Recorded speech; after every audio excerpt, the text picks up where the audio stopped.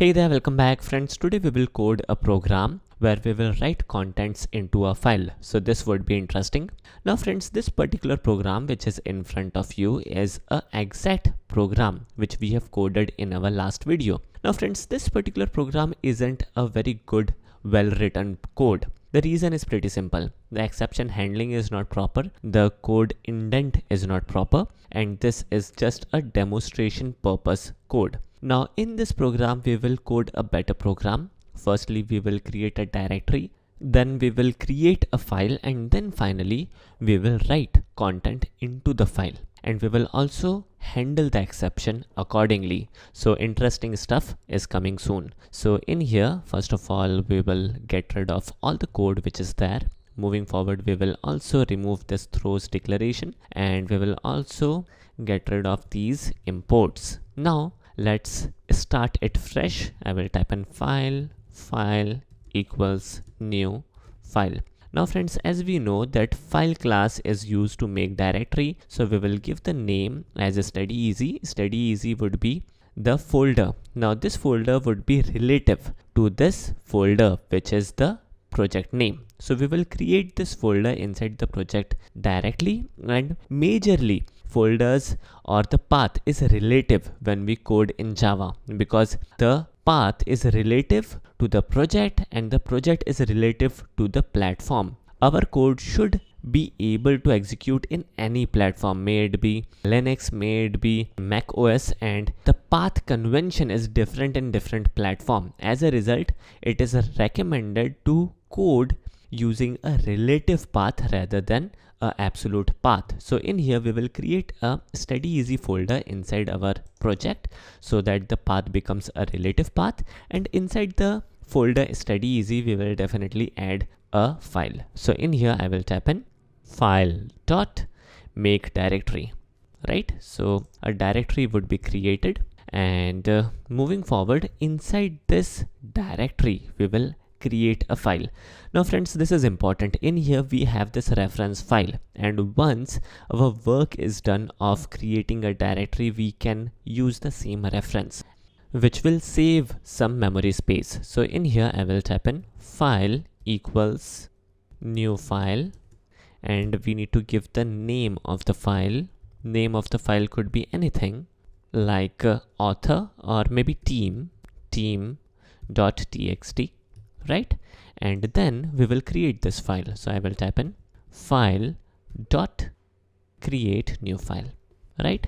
And as soon as we make use of this create new file, we need to handle the exception. So let's make use of try catch, and inside the try block we are trying to create the file. So in here we will add in a statement which would be a sysout statement, file created, and inside this catch block we can type in a statement like error occurred while creating the file.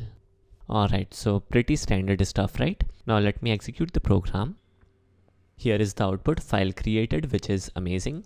Let me refresh this project a little. Here we go, and somehow the file is created outside the study easy folder. What is the reason? We haven't given the path properly, so let's delete it. That's a silly mistake. In here we need to type in study easy / team. Alright, let me refresh the project once again, and inside this folder here is the file, which is amazing. Now once the file is created, we can proceed further and write some content into the file. And in order to write content into the file, we must use buffered writer.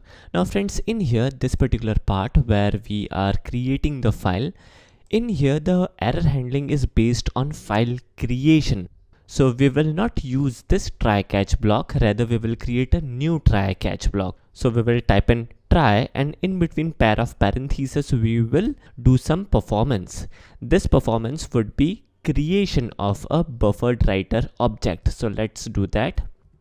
Buffered writer, the object name would be like bw equals new buffered writer, and inside the pair of parentheses, inside the constructor of buffered writer, we must make use of something known as file writer. So in here we will type in new file writer, and then we must pass on the file. Now the file path is already inside this object file, so we will pass on file, and that's it. Now inside this try block we can write file, and in here there is some kind of error. Alright, so we need to surround this with the catch block, so we will do that, and that's it. Alright, so we will add on the code inside the catch block in a minute. First of all, let's write the content into this file. Now in order to write the content inside the file, it is very simple. We will type in bw.write, and the string would be, for example, Chand. Alright, let me copy this and paste it a couple of times. The second team member is Shahbaz. Shahbaz is one of my editor. Then Salim, he is again a editor. Then Praful, he is a consultant, and there is a new entry in this list whose name is Aarti, who is creating articles for us. Alright, so moving forward, in here we will also add in a sysout statement, and we will print a very simple message. Writing onto the file completed. Alright, and inside the catch block we will type in a very simple message. Let me copy this message in order to save some time. Error occurred while writing onto the file. Alright, so this looks good to me. Alright, so let me run this program once.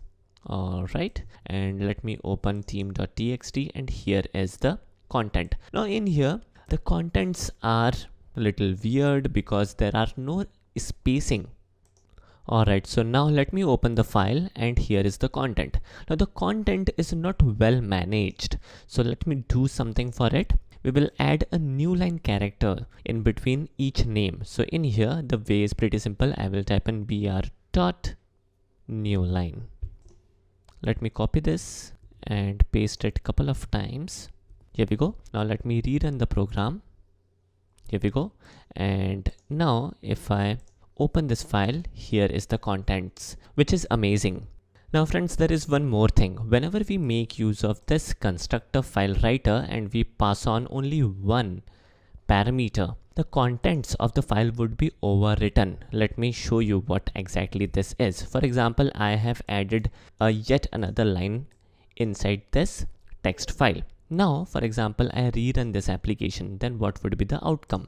All the content which is existing in here would be overwritten with the new content. Now, this is something which we need to understand how we can overcome this issue.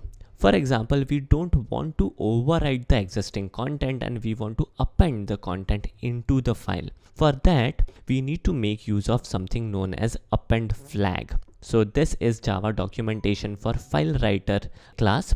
So inside this class, we can check the constructor summary. So in constructor summary, we have multiple version of constructor.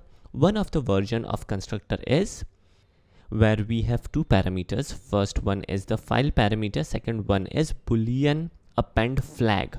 So if we pass true as a second parameter, then the boolean append flag would be set to true, then the file contents would be appended.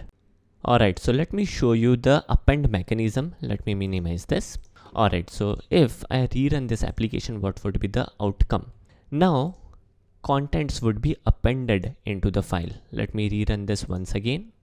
Here we go. So the contents are getting appended. So this is amazing. Now moving forward, let's do one more thing. In here, let's understand one thing. For example, the file which we are passing inside this file writer constructor is not present in that particular path. Then what would be the outcome? The outcome would be a new file would be created, which is amazing. As a result, for example, if we skip making use this try catch block, even then our application will run properly. So in here, let me proceed further and delete this team.txt file.